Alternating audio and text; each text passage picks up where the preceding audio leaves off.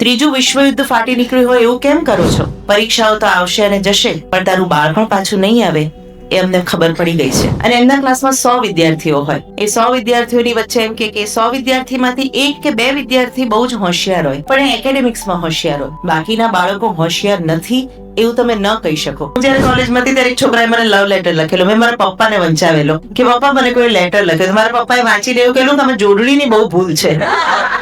ઘણી વાર એમને ગમતમાં પૂછું કે સુનામી ને ધરતીકંપ તો મારા કારણે નથી આવતા ને.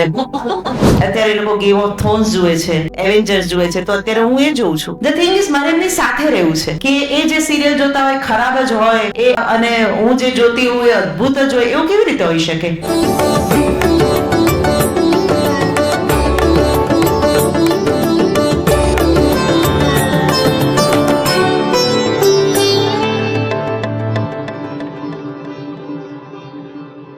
તો જોરદાર તાળીઓથી આવકારીએ શ્રી આરતીબેન પટેલને.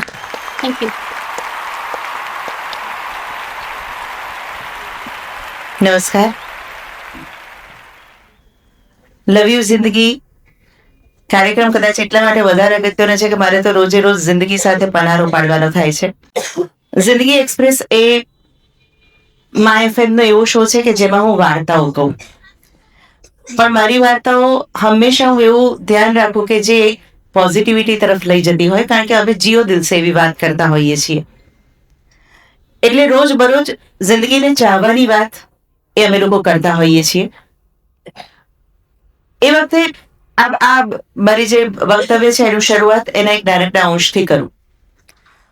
10મા 12માની એક્ઝામ વખતે એક બહુ સરસ વિડીયો જોયો હતો. કોઈક મને પાક્કું યાદ નથી, પણ કોઈ કોલ્ડ ડ્રિંક બનાવનાર કંપનીનો એક વિડીયો હતો જે CSR એક્ટિવિટીના ભાગરૂપે હોય કે બાળકો એક્ઝામ દરમિયાન કેવો સ્ટ્રેસ અનુભવતા હોય છે એવું એમણે એમના મા બાપોને જણાવેલું અને મા બાપોને વંચાવેલું કે તમારા બાળકો આવું વિચારે છે અને આવી રીતે સ્ટ્રેસ અનુભવે છે. મારી દીકરીઓની વાત હું પછી કરીશ, પણ સામાન્ય રીતે આ જે પ્રશ્નો આવે બાળકોને મને બહુ જલ્દી સ્પર્શી જાય. અને એ વખતે જે લખ્યું હતું એ પહેલા તો હું તમને વાંચી સંભળાવું. એ 10મા દિવસ પહેલા સુંદર વિડીયો જોયેલો. બોર્ડની પરીક્ષા આપતા બચ્ચાઓ કેટલી તાણ અનુભવે છે એ પત્ર રૂપે એમાં જોયેલું અને મને સતત વિચારો આવતા રહેલા. હું પ્રોફેસર પિતા અને શિક્ષક માતાની દીકરી, એટલું જ નહીં મારા ભાઈ બહેન પણ શિક્ષક. આખા કુટુંબમાં હું એક જ શિક્ષક ન બની. જોકે ટ્યુશન કરીને મેં મારી કોલેજ લાઈફમાં બાળકોને ભણાવેલા ખરા. મારા બાળકોને પણ જાતે જ ભણાવવાનો મારો આગ્રહ. શિક્ષણ અને કેળવણી વચ્ચેનો ભેદ હું ચોક્કસ પારખી શકું એવા કુટુંબમાં હું મોટી થઈ. એટલે મને એમ થયું કે બાળકોને જેમ તાણ અનુભવાતી હશે એમ મા બાપને પણ અનુભવાતી હશે કે નહીં. અને એ વિચાર પરથી જ મેં જિંદગી એક્સપ્રેસમાં વાર્તા લખી, એ હું તમને વાંચી સંભળાવું. પ્રિય મમ્મી પપ્પા, તમને નવાઈ લાગશે કે શ્રેયા ઘરમાં ને ઘરમાં કેમ કાગળ લખતી હશે. કાગળ તો ત્યારે લખાય ને કે જ્યારે ડિસ્ટન્સ વધારે હોય. બસ એ જ કારણ છે. મને લાગે છે કે આપણી વચ્ચે બહુ મોટું અંતર, બહુ મોટું ડિસ્ટન્સ આવી ગયું છે હું બોર્ડમાં આવીને ત્યારથી. તમને કાગળની નવાઈ લાગે ત્યાં સુધી બરાબર છે, પણ તમને એમ પણ થશે કે વાંચવાની જગ્યાએ આવું બધું લખીને હું ટાઈમ કેમ વેસ્ટ કરવા માંડી. પરીક્ષા નજીક છે તો વાંચવું જોઈએ મારે. પણ સાચું કહું, મને વાંચવાનું મન નથી થતું, ભણવાનું મન નથી થતું, કંઈ કરવાનું મન નથી થતું. સમય બગાડવા સિવાય મને કંઈ કરવાનું મન નથી થતું. સાચે મને ખબર છે આ વાંચતા વેંત મમ્મી મારા રૂમમાં દોડી આવશે, ખોટું ખોટું વાલ દેખાડશે, શું ખાવું છે એમ પૂછશે, પણ એની આંખમાં ડર દેખાશે. કદાચ હું પરીક્ષા આપવાની ના પાડી દઈશ તો. મને યાદ છે આછું. નાની હતી ત્યારે હું સ્કૂલમાં જવાની હતી. દાદા મને રોજ કહેતા ત્યાં રમકડા હશે, ત્યાં રોજ નવી નવી વાર્તાઓ સાંભળવા મળશે, ત્યાં મોટે મોટેથી ગીતો ગવાશે, ત્યાં મારા બહુ બધા નવા ફ્રેન્ડ્સ થશે. હું રાહ જોવા લાગેલી કે હું ક્યારે સ્કૂલે જઈશ. પણ મમ્મી, તું અને પપ્પા, હું ઘરમાં રમકડા ઢગલો કરીને રમતી હોઉં કે ચિત્રમાં રંગ ભરતી હોઉં કે તારા દુપટ્ટાનો ઢગલો કરીને બેઠી હોઉં કે તું ચીડાય આ હાથ કેટલા ગંદા કર્યા છે, આ રમકડા કેટલો અવાજ કરે છે અને મારા દુપટ્ટા કેમ લીધા. અહીં સુધી તો બરાબર છે, પણ તું તો ચીડાઈને પપ્પાને એવું કહેતી આ સ્કૂલમાં જશે ને પછી જ સીધી થશે. હું ગભરાઈ જતી. જોજે ને સાંજ સુધી તને ઘેર જ નહીં આવવા દે ટીચર. ને હું મૂંઝાયા કરતી કે તમારા ને દાદામાં કોણ સાચું હશે. અત્યારે પણ મૂંઝાઉં છું. બોર્ડ એક્ઝામ મારી છે તો તમે કેમ આટલા ટેન્શનમાં આવી ગયા છો? ત્રીજું વિશ્વયુદ્ધ ફાટી નીકળ્યું હોય એવું કેમ કરો છો? રૂમમાં રહો તો અંદર જોવા આવી ચડો છો કે હું શું કરું છું. બહાર નીકળું તો કેમ બહાર નીકળી એમ પૂછો છો. મારી ફ્રેન્ડનો ફોન આવે તો 4 વાર પૂછી જાઓ છો કે ફોન ક્યારે પૂરો થશે. ઘરમાંથી કેબલ કનેક્શન કઢાવી નાખ્યું છે તમે. મમ્મીના મોબાઈલમાંથી વોટ્સએપ કરું તો 5 મિનિટે ફોન માગી લો છો. છાપું લઉં તો ઠીક છે પણ બોલિવૂડ પેજ ખોલું તો ખલ્લાસ. શું કરું હું? તમે મને કહો પપ્પા, તમે તમારી ઓફિસ કે મમ્મી તું રસોડામાં સળંગ 16-18 કલાક કામ કરી શકે ખરી? એક પણ બ્રેક લીધા વિના? મને તમે લોકો બહુ ગમો છો. મારા માટે તમારાથી વધુ કોઈ નથી. પણ ક્યારેક તમે મને બહુ અજાણ્યા લાગો છો, જાણે હું તમને ઓળખતી જ નથી. હું નાની હતી ને જ્યારે મને રડવું આવતું તો પપ્પા તમે મારી સાથે ભેંકડો તાણતા. મારું રડવાનું અટકી જતું. તમે જાત જાતના ચેનચાળા કરીને મને હસાવી પાડતા ને અત્યારે મને રડવું આવે છે તો પપ્પા તમને ખબર પણ નથી પડતી. કેમ પપ્પા? મારો શું વાંક? એટલું જ કે મારી બોર્ડ એક્ઝામ છે. હું ટ્રાય કરું છું ભણવાનો, વાંચું પણ છું, પણ મને ડર લાગે છે. એક્ઝામનો નહીં, તમારો. મને સારા માર્ક્સ નહીં આવે તો? તમને પ્રાઉડ થયું રિઝલ્ટ ના આવ્યું તો? બસ આ જ વિચારે મને ક્યાંક ભાગી જવાનું મન થાય છે. પ્લીઝ પ્લીઝ મને જવા ન દેતા. લિખિત, તમારી દીકરી શ્રેયા. હવે એને કાગળનો જવાબ આપ્યો એના પપ્પાએ. પ્રિય શ્રેયા, તારા જન્મ પહેલા સોનોગ્રાફી કરાવવા ગયેલા. મમ્મીનું નાનકડું એવું ગામ. ડોક્ટર્સ એટલા હોશિયાર નહીં ને ટાંચા સાધનો. ડોક્ટરે કહેલું બાળકનો વિકાસ કદાચ એ ન બોલાયેલા શબ્દો અમે સમજી ગયેલા. ને તારો જન્મ થયો ત્યાં સુધી ભગવાનને માત્ર એક જ પ્રાર્થના ફફડતા જીવે કરતા રહેલા, હે ભગવાન, અમારું બાળક સાજુ સમૂહ હોય. ને તારા જન્મ પછી બાળકોના ડોક્ટરે જ્યારે કહેલું ને કે એકદમ નોર્મલ બચ્ચી છે, ત્યારે અમે બંને રડી પડેલા. ભગવાને આખરે અમારી પ્રાર્થના સાંભળી અને આટલા વર્ષોમાં અમે એ જ ભૂલી ગયા કે અરે અમે તો નોર્મલ બચ્ચું માગેલું, સુપર બચ્ચું નહીં. તું સાજી સમી હોય, હસતી રમતી હોય, ખુશ હોય, એ જ તો અમે માગેલું. એ જ અમારા જીવનની પ્રાયોરિટી હતી અને રહેશે. સાચું કહું ને તો અમે મા બાપ બનીએ ને પછી અમે બહુ નકામા બની જઈએ છીએ. અમારી અપેક્ષાઓ વધી જાય છે અને અમે જોઈ જ નથી શકતા કે આમાં ને આમાં અમારા બાળકનું બાળપણ ક્યાંક ખોવાતું જાય છે. તું નાની હતી ત્યારે તને ચિત્રોમાં રંગ પૂરવા બહુ ગમતા. અમે માન્યું કે તારે ડ્રોઈંગ ક્લાસ કરવા જોઈએ. તું અમારે ખાતર જવા પણ માંડી, પણ તને ત્યાં મજા નહોતી આવતી. તે જવાની ના પાડેલી ને પછી અમે તને ક્યારેય ચિત્ર કરવા નહોતું દીધું, એમ માનીને કે તને ચિત્ર પણ નહીં ગમતું હોય. તને કદાચ ક્લાસ સામે વાંધો હોય એવું તો અમે ક્યારેય વિચાર્યું જ નહોતું. ને અમે કન્ફ્યુઝ પણ બહુ થઈ જઈએ છીએ મા બાપ તરીકે. 3 ઇડિયટ્સ જોઈએ એટલે અમને એમ થાય કે બાળકોને જે કરવું હોય, જે ભણવું હોય એ ભણવા દેવું જોઈએ. ને દંગલ જોઈએ એટલે અમને એમ થાય કે બાળકોને શું ખબર, સખ્તાઈ તો રાખવી જ પડે ને. એટલે અમે પણ મા બાપ તરીકે એક ગાડીય પ્રવાહમાં જોડાઈ જઈએ છીએ. ખરેખર તો આ અમારી પરીક્ષા છે. એક મા બાપ તરીકે અમે તો કદાચ પાસ પણ ન થઈ શકીએ, પણ હજુય મોડું નથી થયું. ઉઠેને આ કાગળ વાંચે કે તરત બહાર આવી જજે. અમે નાસ્તા માટે તારી રાહ જોઈએ છે. અને હા, પરીક્ષા વખતે બાળકોએ શું ખાવું જોઈએ ને શું નહીં એનું લિસ્ટ મમ્મીએ હવે ફાડી નાખ્યું છે. એટલે નાસ્તામાં તને બટર મેગી મળવાના પૂરા ચાન્સીસ છે. પરીક્ષાઓ તો આવશે અને જશે, પણ તારું બાળપણ પાછું નહીં આવે એ અમને ખબર પડી ગઈ છે. તું આવે છે ને બેટા? લવ યુ, લિખિતા પપ્પા અને મમ્મી. બહુ જ અઘરો વિષય અને બહુ જ દિલની નજીક એવો વિષય કે બાળકો, મા બાપની અપેક્ષા અને શિક્ષણ. મારા પપ્પા પ્રોફેસર હતા અને એમના ક્લાસમાં 100 વિદ્યાર્થીઓ હોય. એ 100 વિદ્યાર્થીઓની વચ્ચે એમ કે 100 વિદ્યાર્થીમાંથી 1 કે 2 વિદ્યાર્થી બહુ જ હોશિયાર હોય, પણ એ એકેડેમિક્સમાં હોશિયાર હોય. બાકીના બાળકો હોશિયાર નથી એવું તમે ન કહી શકો. ગીજુભાઈ નામના આપણા બાળ કેળવણીકાર હતા.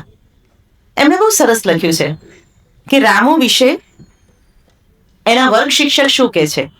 કે રામુ બહુ જ ચંચળ છે, એ ભણવામાં સાવ ડફોળ છે, રામુને એક જગ્યાએ બેસી રહેવું ગમતું નથી, રામુનું ધ્યાન હોતું નથી. એ જ રામુ વિશે એના પીટીના શિક્ષક ફિઝિકલ ટ્રેનિંગ જે આપે છે એ શિક્ષકનું એવું કહેવું છે કે રામુ બહુ જ સરસ છોકરો છે, એ દોડમાં અને એવી પ્રવૃત્તિઓમાં હંમેશા પહેલો આવે છે, એનામાં બહુ સ્ફૂર્તિ છે અને એની પાસે તમે ધાર્યું કામ કરાવી શકો છો. હવે કયા શિક્ષકનું આપણે સાચું માનવાનું? ફિઝિકલ ટ્રેનિંગ આપતા હોય એમનું કે વર્ગ શિક્ષકનું? કહેવાનો મતલબ એ કે બાળક એકમાં સારું હોય તો બીજામાં સારું કદાચ ન પણ હોય. આટલા વર્ષોના અનુભવે હું એટલું શીખી છું.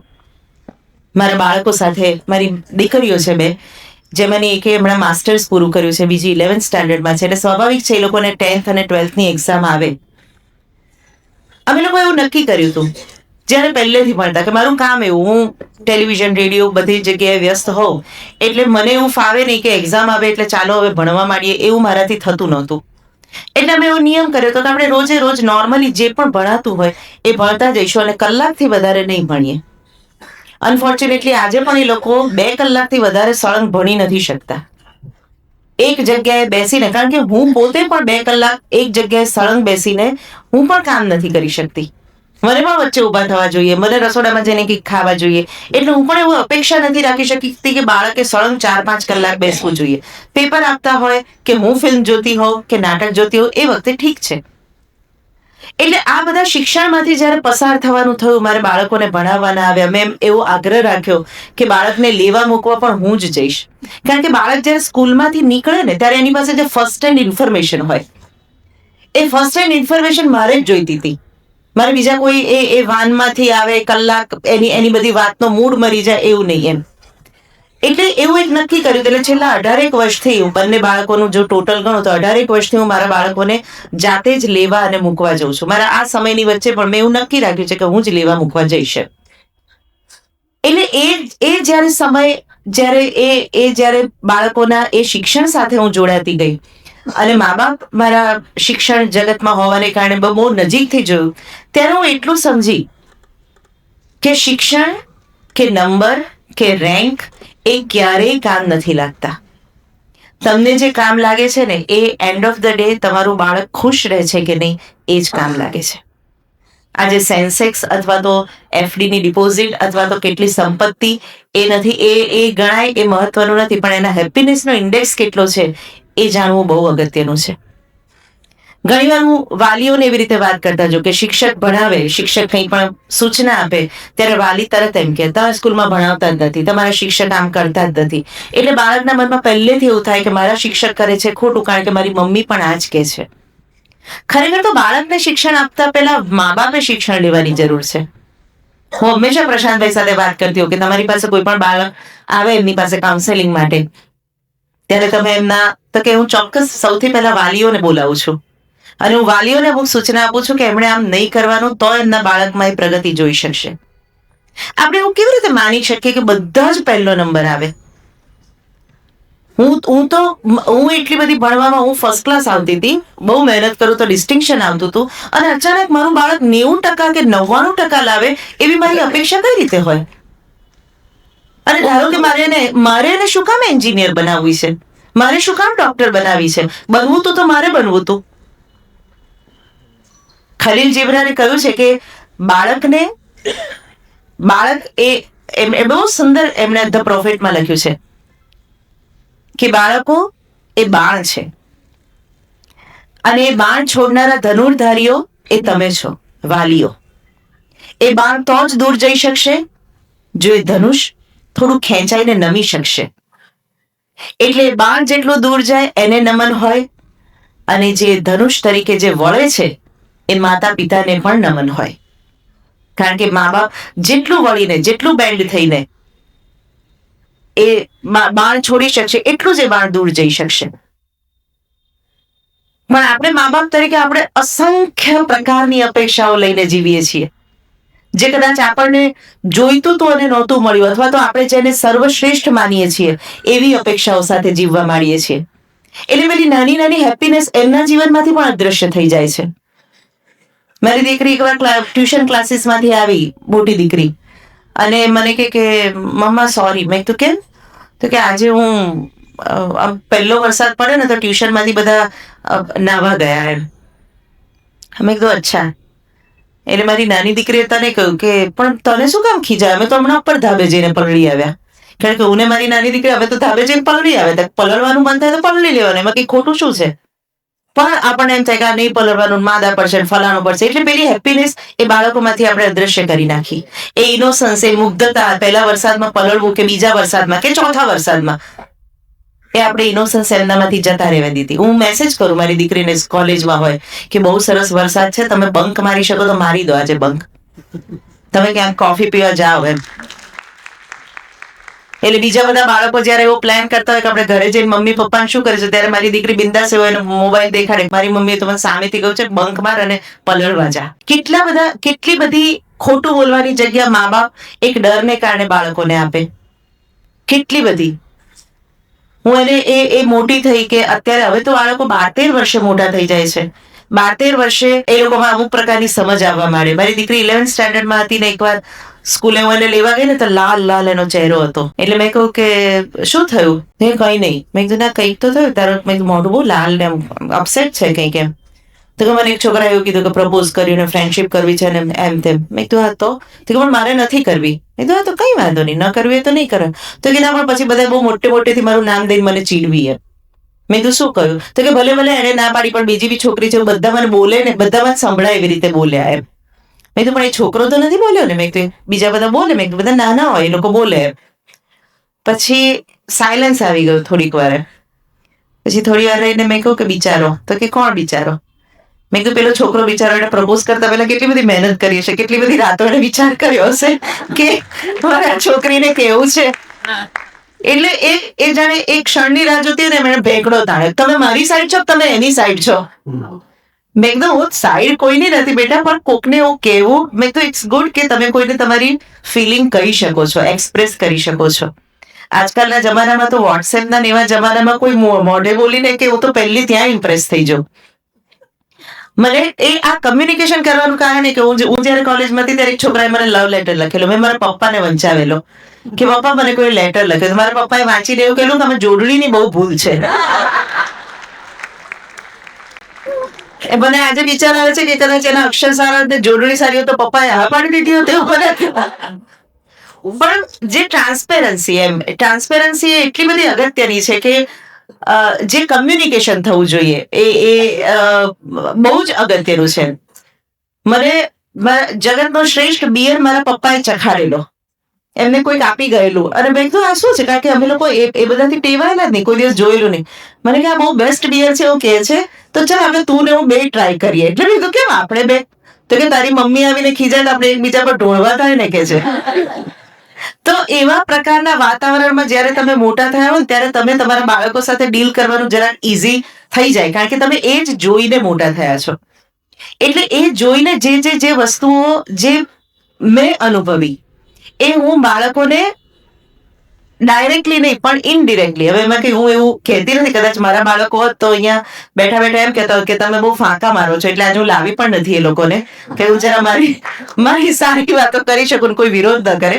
પણ કહેવાનો અર્થ એ કે જે સમયે અમે માં બનીએ કે બાપ બનીએ એ સમયે આપણી ઉંમર પણ બાળક જેટલી જ હોય છે. આપણું બાળક 20 વર્ષનું હોય તો મા બાપ તરીકે આપણી ઉંમર 20 વર્ષની જ હોય. અને કદાચ પહેલું, બીજું ને ત્રીજું બાળક આવે ત્યારે ટ્રાયલ એન્ડ એરર મેથડથી આપણે ઘણું બધું શીખી ગયા હોઈએ. એટલે પહેલા બાળકના ઉછેરમાં કદાચ કચાશ રહી ગઈ હોય તો બીજા બાળકમાં સુધારવાનો ચાન્સ રહે ખરો, એવું હું માનું છું. કે કદાચ અથવા તો તમે ભૂલો હતી કે આમાં પહેલામાં ભૂલ થઈ હતી, હવે આ નથી કરવી એટલે હવે આ આપણે કરી શકીએ. શિક્ષણની બાબતમાં હું પર્સનલી એવું માનું કે સ્કૂલનું શિક્ષણ એ હોવું જોઈએ અને વાલીઓએ એના માટે પોઝિટિવ રહેવું જોઈએ. સ્કૂલમાં નથી ભણાવતા, સ્કૂલના બહુ લેસન આપે છે, સ્કૂલવાળાને પણ પોતાની એક લિમિટેશન્સ હોય છે. એ લોકોને અમુક સમયમાં કોર્સ પૂરો કરવાનો હોય છે, અમુક સમયમાં એ અમુક જ રજાઓ આપી શકાય છે, અમુક એમને એક્સ્ટ્રા કેરિક્યુલર એક્ટિવિટી કરાવવી જ પડે. નહીંતર તો બાળકોને તમે આજે ડ્રોઈંગ ભલે એને લાઈફમાં આગળ જઈને કરિયર નહીં બનાવે પણ એ ડ્રોઈંગ શીખે, એ બાને થોડું ફ્રેશ થાય એ પણ જરૂરી છે. કારણ કે હું સ્કૂલ સાથે સંકળાયેલું છે એટલે કહી શકું. પણ આપણા મતે એવું થઈ જાય છે કે ડ્રોઈંગ ને બધું નકામું છે, પીટી નકામું છે, યોગ નકામા છે. કારણ કે આપણે પેલું મેથ, સાયન્સ અને ઇંગ્લિશ ના આપણે પેલા આમ આઈ ને કેટ ને અથવા તો ડોક્ટર્સ એન્જિનિયર્સ એટલે મેથ્સ સાયન્સ ઇંગ્લિશ માટે આપણે પાછળ પડી જઈએ છીએ. ક્યારેક એવું પણ વિચારવાનું કે સમાજને કલાકારોની પણ જરૂર છે, સમાજને લેખકોની પણ જરૂર છે, સમાજને ચિત્રકારોની જરૂર છે, સમાજને આઉટ ઓફ ધ બોક્સ જઈને વિચારે એવા ધૂની અને વિમ્ઝિકલ માણસોની પણ જરૂર છે. બાકી તમામ જગ્યાએ મેથ્સ સાયન્સ હશે તો ક્યાં જઈશું આપણે? કેટલું બોરિંગ થઈ જશે વિશ્વ. મેથ્સ સાયન્સ એકલું ભણીને હું તમારી આગળ આજે પ્રમેય ને થિયરમ્સ બોલતી હોત તો તમે મને સાંભળવા પણ ના આવ્યા હોત. આલ્ફા થીટા ને બીટા ગેમા ને આવું બધું બોલ કોણ આવે? શું કામ આવે? કંઈક સારું વાંચવાનું ન મળ્યું હોત, કશું એવું કશું થયું જ ન હોત જો આપણે એક જ ઘરેડમાં બાળકો સાથે એ જ રીતે આપણે આગ્રહ રાખ્યો હોત તો. એટલે દરેક વસ્તુમાં મારે હું એમ કહું કે તમે કોઈ એમ પૂછે તમે તમારા બાળકો શું બને એમ ઈચ્છો છો, એમના માટે શું ઈચ્છો છો? હું એવું ઈચ્છું છું કે એ લોકો ખુશ રહે, નો મેટર વોટ. આજે એમની પાસે ગાડી નહીં હોય, બંગલો નહીં, કઈ નહીં, પણ એ ખુશ હોવા જોઈએ. એ જે કામ કરતા હોય એમાં એમને આનંદ આવતો હોવો જોઈએ. એમને રોજ સવારે ઉઠીને કામ પર જવાનું અથવા જે કરે છે એ અર્થોપાર્જન માટે જવાનું મન થવું જોઈએ. સાંજ પડે એમને સરસ ઊંઘ આવવી જોઈએ કે આજે મજાથી કામ થયું. કેટલા બધા માણસો એવા છે જેમને મજા નથી આવતી તોય કામ કરે છે. એના કરતા હું એવું ઈચ્છું કે મારું બાળક તો એવું હોવું જોઈએ કે જે પોઝિટિવ હોય, જેને સમાજની નાની નાની વસ્તુઓ ગમતી હોય, જેને નાની નાની ખુશીઓ અસર કરતી હોય, એવું બધું જ થવું જોઈએ. તો અને તો જ હું મા બાપ તરીકે સફળ કહેવાઉં. એ જે કરતું હોય એ કરવા દઉં અને સાથે ખરાબ હોય તો પણ હું એની સાથે ઊભી રહું, એ મારા માટે અગત્યનું છે. હું એને ખરાબ કામ કરતા રોકું પણ ખરી, અને ખરાબ થાય તો એને ન સંભળાવું ને એના સપોર્ટમાં સાથે ઊભી રહું, એ મારા માટે અગત્યનું છે. કે આવીને પહેલા મને કે આ મારાથી ખોટું થયું છે. કોઈ પણ વસ્તુનો સ્વીકાર મારી પાસે કરે, કોઈ પણ વસ્તુમાં મારી પર વિશ્વાસ કરે.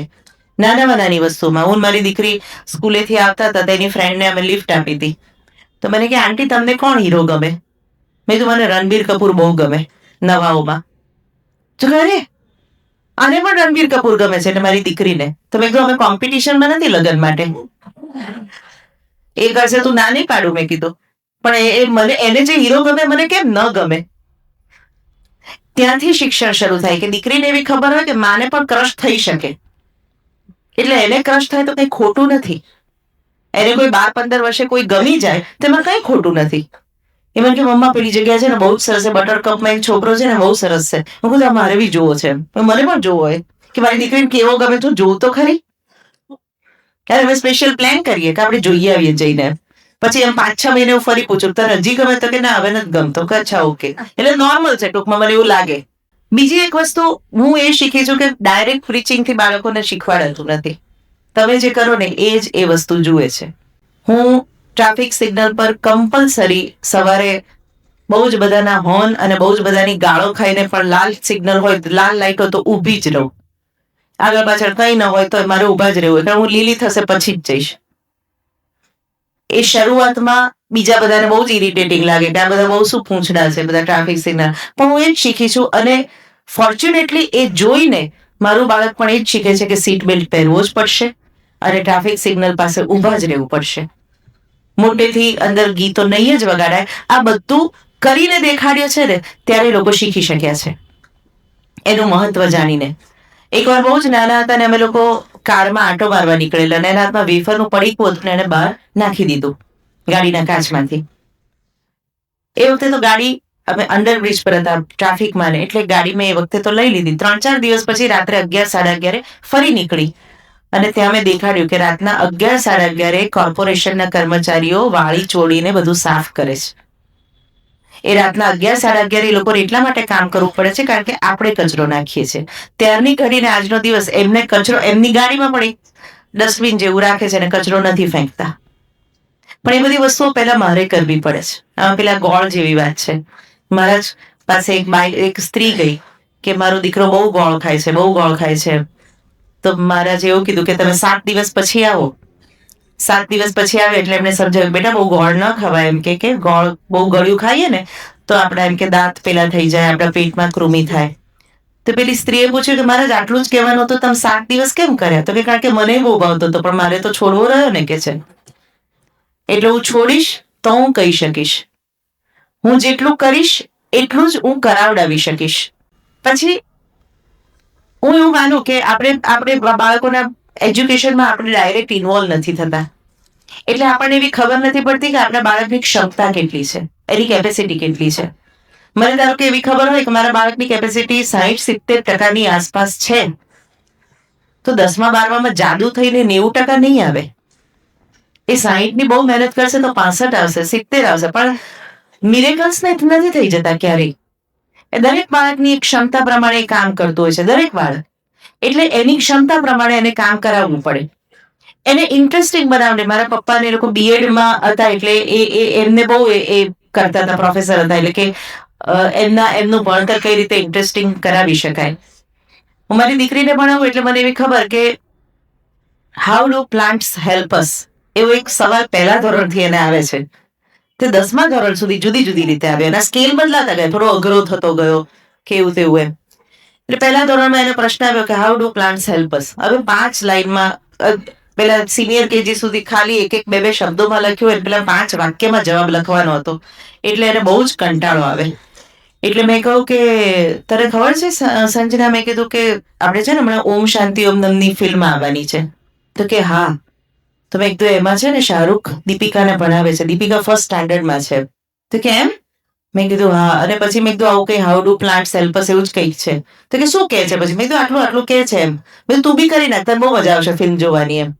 એટલે એને ઉત્સાહમાં આખો how do plants help us એ આખો જવાબ એને તૈયાર કરી નાખ્યો, એને એક્ઝામમાં લખી નાખ્યો, ને આ તે બધું એને પતાવી દીધું એમ. પછી ઓમ શાંતિ ઓમ આવીને અમે લોકો જોવા ગયા, ત્યારે આમ સીટમાંથી બાજુ કે આમાં પેલું તો આવતું જ નથી.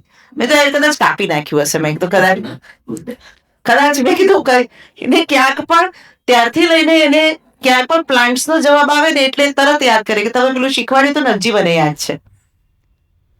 આપણે બહુ સિમ્પલ, તમને ખબર હોય તો બધા આપણે મેઘધનુષના રંગો જાની વાલી પીનારા એમ કરીને શીખતા હતા યાર, બરાબર? આપણે પેલા મહાસાગરના નામ ને એ બધા ખંડોના નામ, આપણે જે એ બધા જ કોન્ટિનેન્ટના નામ આપણે એક કરીને યાદ રાખતા હતા, કારણ કે આપણા શિક્ષક આપણને કહેતા હતા કે આમ યાદ રખાય. હવે પણ એટલું સ્માર્ટ એજ્યુકેશન થયું છે કે સ્કૂલની અંદર સ્માર્ટ બોર્ડ છે, પછી જ્યાં ટ્યુશન્સમાં જાય છે ત્યાં, પણ એના માટે રસ લેતા તો એ આપણે જ ઘરેથી કરવા પડશે. એ શિક્ષક પાસે જાય એ પહેલાની જવાબદારી કે એને ભણતરમાં રસ પડે છે કે નહીં એ જોવાની જવાબદારી તો આપણી જ થાય છે. ઘણીવાર બાળક, જે મેં આમાં લખ્યું એમ, કે એને ચિત્ર દોરવું ગમતું હોય પણ એને ક્લાસમાં જવું ન ગમતું હોય, એને નૃત્ય કરવું ગમતું હોય પણ એને ક્લાસમાં જઈને નૃત્ય કરવું ન ગમતું હોય, એને મને શોખ માટે કરવું હોય, અને આપણે કન્ફ્યુઝ થઈ જઈએ કે હવે એને ટેનિસ રમવા મોકલી દઈએ ને કે અરે મારા બાપ જન્મારે હું ચપ્પલ પર માંડ હીલ્સ પહેરીને ઉભી રહી શકું છું, હીલ્સ પહેરું ત્યારે મારું બેલેન્સ, તો સ્કેટિંગ તો કેવી રીતે થાય? એવું મને વિચાર જ ના આવે. એટલે બાળકે સ્કેટિંગ કરવું જ રહ્યું, બાળકે બેડમિન્ટન ખેલવું, બાળકે ટેનિસ ખેલવું રહ્યું. એ આપણી પર એટલા બધા પેલા અપેક્ષાઓ આપણા બાળકો પર આવી જાય કે હવેના જમાના, અને પછી આપણે વાત એવી કરીએ કે હવેના જમાનામાં તો આના સિવાય છૂટકો જ નથી. કેમ છૂટકો નથી? ક્યાં એવું કે ટેનિસ આવડતું હોય, સ્કેટિંગ આવડતું હોય, એ લોકો સુપર, એમને ક્યાંક બહુ જ અદભુત કામ કરી નાખે એવું હોય. અને માણસને ટેનિસ રમવું હોય તો એ 12 વર્ષે જ રમે કે 25 વર્ષે ન શીખી શકે એવું તો હોય નહીં. કોઈ પણ ઉંમરે શોખ તો એવી વસ્તુ છે કે માણસને મન થાય તો કોઈ, આપણે તો એટલા બધા, આપણે લોકો ક્રિકેટ ની મેચ વખતે ઓલમોસ્ટ આપણે ગ્રાઉન્ડ પર રમતા હોય એવું કેટલે આપણે બોલીએ છીએ, ખોટું, આને આવો બોલ ખોટો, આને ખોટી બોલિંગ આપી દીધી, આને એમ સહેજ કટ અડાડ્યો હતો, જ્યાં આપણને બોલ ને બેટ ભેગી થાય રીતે રમતા ના આવડતું હોય, પણ આપણા જજમેન્ટ્સ બહુ જ ઇઝીલી આપણે પાસ કરી દઈએ. બીજી એક વસ્તુ બાળકને બહુ જ શીખવવાની જરૂર છે, જેની પર પ્રશાંતભાઈ બહુ જ તમને નિરાંતે કહેશે, કે ફેઇલ્યોર, કે આપણે એવું સ્વીકારતા શીખવું પડે કે આપણે પણ ફેલ થઈએ, આપણે પણ કોકમાં સંપૂર્ણ નિષ્ફળ થઈએ. એવું નથી થતું? કોક દિવસ ઢોસા ઉતારવાનો પ્રોગ્રામ કર્યો હોય મમ્મીઓએ, અને પહેલેથી છેલ્લે સુધી ઢોસા પરફેક્ટ થયા હોય એવી કોઈ મમ્મી મને બતાડો. થાય છે? નથી થતું ને? મોટેથી કહો. પહેલો, બીજો, ત્રીજો એવું ક્યાંક તો બગડે જ બગડે. હવે નોનસ્ટિક છે, કદાચ જાડો પાતળો પણ બગડે તો ખરો. તો આપણે આપણે એવું એવું એવી એવી નિષ્ફળતા આપણે કોની પર ઢોળીએ? આપણે આપણી પર ઢોળીએ. હું તો કહું, મને તો બહુ ઢોસા બહુ બનાવતા નથી આવડતા એવું આપણે કહી શકીએ છીએ? આપણે નથી કહેતા હું આજ ખીરું ખરાબ થઈ ગયું ને રોટી બદલાવી પડશે હું કેટલા વાના આપણે સ્વીકારતા નથી કે આ ઢોસા બનાવવાનું. હું કહું મારું ઢોસા બનાવવાનું રોજનું કામ નથી. મહિને એકવાર ઢોસા બનાવ બરાબર ના ઉતરે યાર. તો એવું આપણે સ્વીકારતા નથી. આપણે એટલા બધા દોષનો ટોપલો છે ને આપણે લેવો ના હોય એટલે આપણે તાત્કાલિક કોકની પર ઢોળી દઈએ. હું ઘણી વાર મજાકમાં કહું મારા મધર ઇન લો ને કહેતી હોઉં કે કંઈક પડે કરે એવું થાય ને એટલે એમ કે આરતીએ છે ને આ બધું બરાબર મૂક્યું નહોતું. આરતી બરાબર બંધ નહોતું કર્યું. આરતીએ ચમચી આમ મૂકી હતી. એટલે ઘણી વાર એમને ગમતમાં પૂછું કે સુનામી ને ધરતીકંપ તો મારા કારણે નથી આવતા ને, બાકી આપણે એ બી લેવા તૈયાર છીએ. પણ પ્રશ્ન એ છે કે એ બ્લેમ આપણે આપણી પર નથી લઈ શકતા. એટલે બાળકો પણ એવું શીખી નથી શકતા કે કઈ વાંધો નહીં, કોક વાર નિષ્ફળતા મળે. અને ઓન ધ કોન્ટ્રારી હું તો ઈચ્છું કે ક્યારેક એક નિષ્ફળતા મળે તો એમને ખબર પડે કે વોટ ઇઝ સક્સેસ, એને માટે શું મહત્વ, એનું શું મહત્વ છે, એની માટે કેટલી મહેનત કરવી પડે. હું ઘણી વાર સ્ટુડન્ટ્સને જોઉં કે કોઈ કોમ્પિટિશનમાં ભાગ લીધો હોય તો ધારો કે એમને ધાર્યું હોય કે મને ઇનામ મળી જશે અને ન મળે એટલે તાત્કાલિક જજમેન્ટલ થઈ જાય. એમના મા બાપથી માંડીને બાળકોથી માંડીને બધા કે જજ છે ને પાર્શિયાલિટી કરે છે. એટલું બધું કોમન કે આને આ ફેવરિટ છે, ટીચરને આ ગમે છે, આ નથી ગમતા કાયમ. એટલે એના મનમાં એવું આવે કે મહેનત કરવાની જરૂર નથી પણ કોઈના ફેવરિટ બનવાની જરૂર છે. એટલું બધું કિલિંગ છે કે મા બાપે એ વાક્ય બોલતા પહેલા તો 25 વાર વિચારવું જોઈએ કે આપણી નિષ્ફળતા માટે આપણે કોકને કેવી રીતે જવાબદાર ઠેરવીએ. બાળકોનો સિમ્પલ જવાબ એવો હોય કે પેપર આજે કેવું ગયું, તો કે સારું, બધાનું ખરાબ ગયું. એમ તમને અનુભવ હશે કે જે મા બાપ હશે કે એ લોકો એમ કે આખી ક્લાસમાં બધાનું પેપર ખરાબ ગયું, બરાબર. પછી એનું રિઝલ્ટ આવે, રિઝલ્ટમાં કોકને આવે, હું પૂછું હાઈએસ્ટ કેટલા આવ્યા, તો કે હાઈએસ્ટ 81 આવ્યા. એટલે મેં તો પેપરની કેપેસિટી 81 આવી શકે એટલી તો હતી. હવે આપણી મહેનત એવી હતી કે આપણે 50 અટકી ગયા. 81 આપી શકે એવું તો આ પેપર હતું જ, જે કોઈકને મળ્યા છે માર્ક્સ. એટલે એ જે સમજણ હોય ને એ સમજણ વચ્ચે મિસ થઈ જાય. બાળક કે પેપર ખરાબ નીકળ્યું એટલે મમ્મીઓ બી માની લે કે હા પેપર ખરાબ જ નીકળ્યું હશે. અને ત્યાં પછી મેં પેરેન્ટ્સ ટીચર મિટિંગમાં એવા બધા બહુ દાખલા જોયા છે કે બાળકને મારતી જ ઘેર લઈ જાય. કેમ આટલા માર્ક્સ આવ્યા, કેમ આટલા? અરે પણ એક મિનિટ, એને પૂછો એને શું ન આવડ્યું, તમે જુઓ પેપરમાં કે ક્યાં કાચો પડ્યો. મારા બાળકોને મેં આજ સુધી એવું જોયું છે કે એમને MCQs ક્યારેય નથી આવડ્યા, કોઈ દિવસ યાદ નથી રહ્યા. મલ્ટિપલ ચોઇસ ક્વેશ્ચન્સ હોય એ લોકોને ક્યારેય યાદ નથી રહ્યા, કારણ કે એમાં સિમ્પલ કોઈ રેફરન્સ વગર યાદ રાખવાનું એમને આવડતું જ નથી. એટલે અમે ઊંધો પ્રયોગ કર્યો. અમે બધા લાંબા જ સવાલો કર્યા. અમે ટેક્સ્ટબુકમાંથી કંઈ છોડ્યા વિના બધા લાંબા સવાલો કર્યા અને પછી મારે MCQs કરવાની જરૂર ન રહી, કારણ કે બધા લાંબા સવાલોની અંદર બધા જ મલ્ટિપલ ચોઇસ ક્વેશ્ચન્સ આવી ગયા. પણ મારે જાણવું પડે કે એને મલ્ટિપલ ચોઇસ ક્વેશ્ચન્સમાં માર્ક જાય છે. એ વખતે શું કે મા બાપ કે કેમ આ તો સારી ખાલી જાય, એક માર્કના પેલા ખાલી ટીક કરવાના હતા. અરે પણ ટીક કરવાના તો પણ ભગવાનના બી જવાબ કહી જાય. એની અચ્છા, હું આઈ કેન અન્ડરસ્ટેન્ડ કે દરેકને એવી સમજણ ન હોય કે એ શિક્ષણ તો એવા તમે આપણે શિક્ષક પાસેથી એ જાણી શકે. મને બહુ સરસ, હું શિક્ષકોને બહુ પૂછું અને એમ કે તમે એવું એમ કે આ થિયરી નથી આવતી ને આ તે બધી મિથ છે, હા તમે કરાવજો, આની પર પણ ધ્યાન આપજો. શિક્ષકો તો કહેવા રાજી જ હોય છે પણ આપણે શિક્ષકો પાસે નથી જતા, આપણે ટ્યુશન ટીચર્સને વધારે મહત્વ આપી દઈએ. આપણા બાળક માટે બેસ્ટ શું છે એ આપણને ખબર હોવી જોઈએ, શિક્ષકોને નહીં કે ટ્યુશન ટીચર્સને નહીં. અને બાળકની કેપેસિટી એ આપણી પાસે હોવી જોઈએ. બાળકની અપેક્ષા બાળકને પોતાને પણ હોય, બાળકની તકલીફો એ કઈ રીતે વર્ણવે અને એ કઈ રીતે સમજાવી શકે. બહુ જ નાની હતી મારી દીકરી, તો મેં એને પૂછ્યું તું મોટી થઈને શું થઈ છે, શું બની છે, તો કે હું મોટી થઈને જાતે પાણી પીશ. એટલે એક સેકન્ડ તો મને હસવું આવ્યું. પછી મને વિચાર આવ્યો કે જેટલી વાર પાણી માંગતી હતી બિચારી, એ પાણીયારો સુધી પહોંચતી નહોતી. એ જેટલી વાર પાણી માંગે એટલી વાર કોઈએ ઊભા થવું પડે. એટલે એમ કે હમણાં તો પાણી પીધું હતું, પછી પેટ ફાટી જશે, પછી બહુ શું થશે. એટલે એને એમ થતું હતું કે હું મોટી થઈને જાતે પાણી પીશ, એના માટે એચિવમેન્ટ હતી. ત્યાં મારે સમજવાનું હતું કે હું એને પાણી જેવી સામાન્ય વાતમાં પણ એને એવું થાય છે કે મોટા થઈને જાતે કરવું પડશે, કારણ કે પાણી નહીં મળે. ત્યારથી અમારા ઘરમાં નીચી જગ્યાએ એક જગ હોય અથવા એનો હાથ પહોંચે એવી રીતે એને પાણી મળે, ત્યારથી એવી વ્યવસ્થા થઈ. એ કેટલું એ બાળક બહુ જ નાનું હોય તો કઈ રીતે એક્સપ્રેસ કરે પોતાની જાતને? એ ન જ કરી શકે. પોતાને શું જોઈએ છે, શું ઈચ્છે છે, એવી રીતે. અને બહુ જ જે કમ્યુનિકેશન જ્યાં મિસ થાય છે ને ત્યાં આપણે બધા પ્રશ્નો બહુ થાય કે બાળક બહુ મૂંઝાય.